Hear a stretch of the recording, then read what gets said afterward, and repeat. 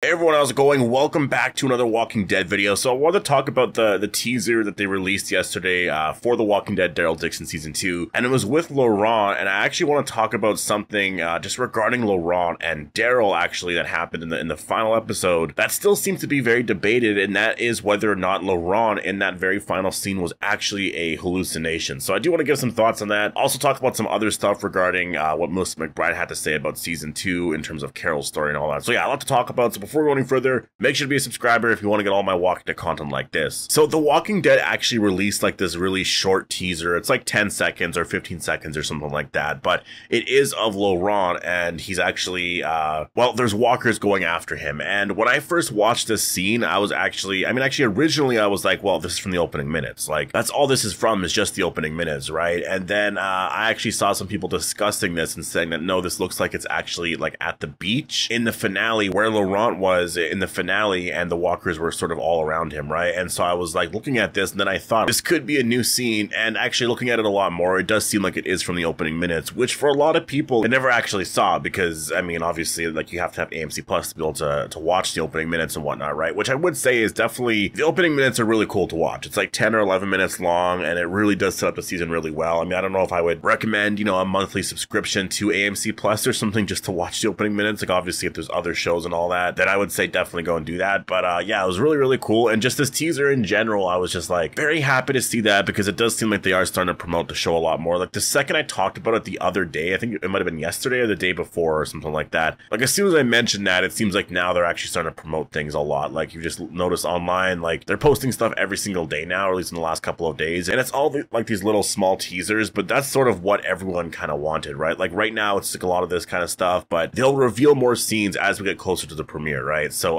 yeah, just a very cool scene in general. Again, if you haven't watched the opening minutes, I definitely recommend checking it out. I did do a breakdown of it already, so I won't talk about all of that again here. But the one thing about this teaser that I really wanted to talk about was this whole idea on whether or not Laurent was actually a hallucination in the finale, like the very ending moments of the finale of season 1 of The Walking Dead Daryl Dixon, because it really, you know, honestly, when I watched it for the first time, and I think even in my review and all that, I was saying that Daryl was seeing Laurent there, but he actually wasn't there. Like, I think that, like, even afterwards, I know a lot of people were saying, well, no, he was actually there, but I just couldn't believe it. But I thought, well, maybe I guess that could be true. I think that there is still some debate on that. I think that overall, the real answer to this is that, you know, Laurent was not a hallucination, that he was actually there. I'm just not the biggest fan of that, because if you think about, you know, the journey that Daryl had when he left the nest, you know, to get to the beach, it took him quite a while. Like, it actually took him quite a while, because obviously he stopped in like this place overnight, right? And so he was there overnight, and just on his way to the beach, he stopped off at his grandfather's grave. You know, he actually found that there in France. There was walkers everywhere. You know, like, there was just a lot going on that when I really look at it, it's like, I don't know how Laurent would have made it all the way to the beach on his own, because I mean, obviously in this scene here, he can barely fight these walkers at all. And I watched the opening minutes, so I know that, like, he actually has a very hard time doing that. And in this scene, and that's the whole thing about this all, is that, like, I know that the showrunner at one point during Comic-Con said that season 2 starts on the same day basically as the finale of season 1, which to me makes absolutely no sense unless you're focused more on Carol's story. But for Daryl, he actually mentions that it's been 2 weeks that he's been training Laurent, like, with the walkers, and we never saw that in season 1. So it's been 2 weeks of training, not to mention, you know, just when he got back from the beach with Laurent and all that. Like, so it's definitely been a lot more time. It's been a couple of weeks, I think, for sure. And so, I don't know, I look at the whole hallucination scene, and I just think that it was exactly that. It was a hallucination, because it doesn't really make a lot of sense otherwise. That means that Laurent actually made it all the way there, and the timing of it was just way too perfect, that he got there right before Daryl was about to leave, which I understand in terms of telling stories and all that. Like, that's going to happen. But I think what makes it so unbelievable is just what Daryl did on that journey to the beach. Like, he literally stayed in a place overnight. Like, Laurent would have had to have left at the same time and then stayed somewhere overnight as well, and like survived on his own for like a whole day or two. Like, to me, that's too unbelievable considering what they're showing us here. And it's just kind of I could be too focused on this, I do know that, but like, it's just something that I just find really kind of, I don't know, it's just so unbelievable that he would have actually survived and made it all the way there. Like, I think the idea that he was a hallucination made a lot of sense because of, I guess, the way that Daryl was looking at, Laurent, and then the walkers were on the other side. Like, it just kind of made sense to me. It was just like, yeah, I mean, he's seeing Laurent and that he's actually not really like there at all. And so that was like his answer. Like, I need to go back. I need to go and help him. And so then he just travels back to the nest. And then we get these scenes here. So in my head, that's how I'm choosing to believe this scene actually plays out, because I can't really entertain the idea that it wasn't actually a hallucination, because it just makes absolutely no sense to me. And I know maybe I'm overreacting a little bit to the scene. I do get that, but it's just something that when you're watching the very opening minutes of season 2 anyways, you do sort of notice it right away. I imagine we're going to forget about it, as soon as the next scene happens. Like, I do get that, but I just think, yeah, for this, I think it was just a little unbelievable. But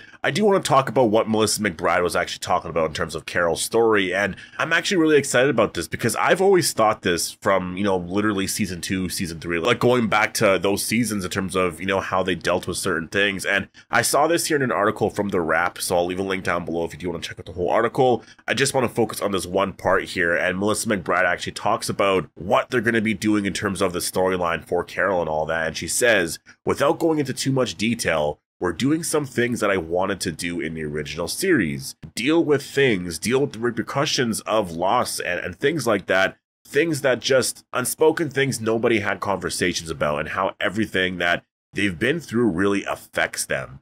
And that's one of those things that I think Sophia's death, is, I obviously we saw that in the trailer, like that scene is obviously there. And, Carol's reaction is going to be absolutely insane. It's going to be a crazy scene just in general for all of us to see. But I think that it's really important, to go back and focus on a lot of what she, dealt with back then, and maybe a lot of stuff that she's been kind of ignoring since then. Because I think after she lost Sophia, afterwards, I don't want to say she dealt with it like really quickly, because obviously I don't think she did. Like, she became a very strong character, but it wasn't immediately. Like, it did take a couple of seasons, right? I think it was more in season 5's premiere where that happened. I think at the end of season 4 with the Grove, we saw a little bit more of that. You did see some progression with Carol, but again, like, there was a lot that she went through in terms of losing Sophia, that for Carol back then, I think she may have focused more on trying to survive, a lot more than what she went through. And I think that in season 2, focusing a lot more on that, going a lot more in depth in terms of how,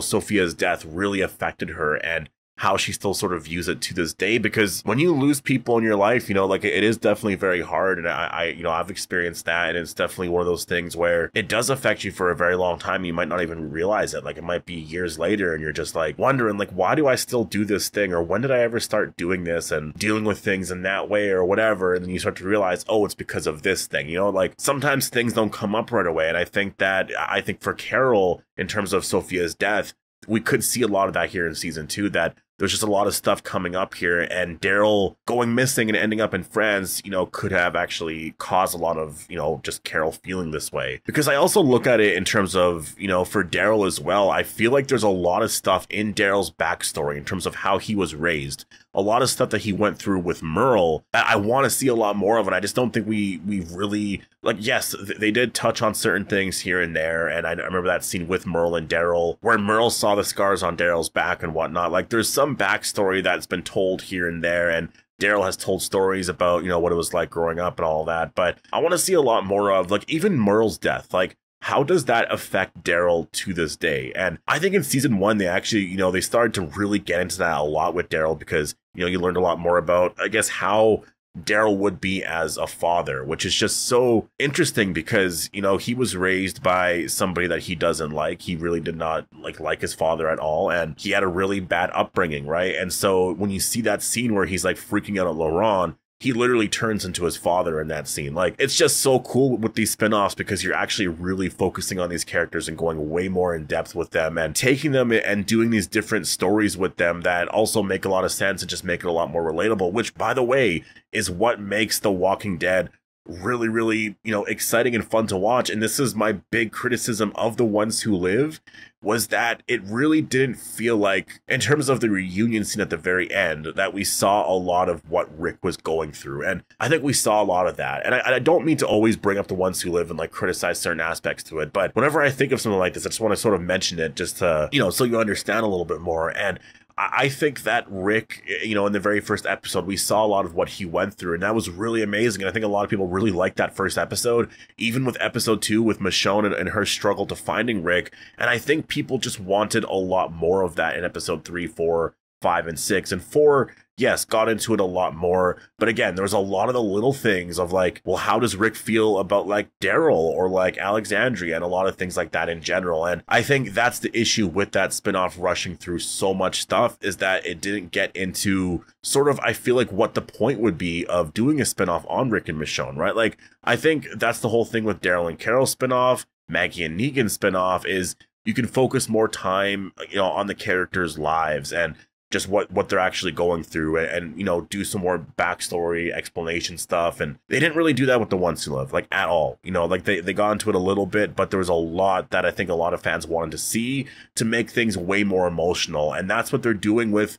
you know, Daryl Dixon season 2 here. And they did do with season 1, you know, in terms of Daryl's storyline and all that, really getting into some stuff from like how he is just as a person and whatnot. And I'm excited to see where they're going to take Carol's story in season 2 here, because I imagine that fans are really going to like this story here. But yeah, anyways, I'm going to leave it here. Definitely make sure to post all your thoughts down below. Hope you guys all enjoyed the video, and I'll see you guys in the next one.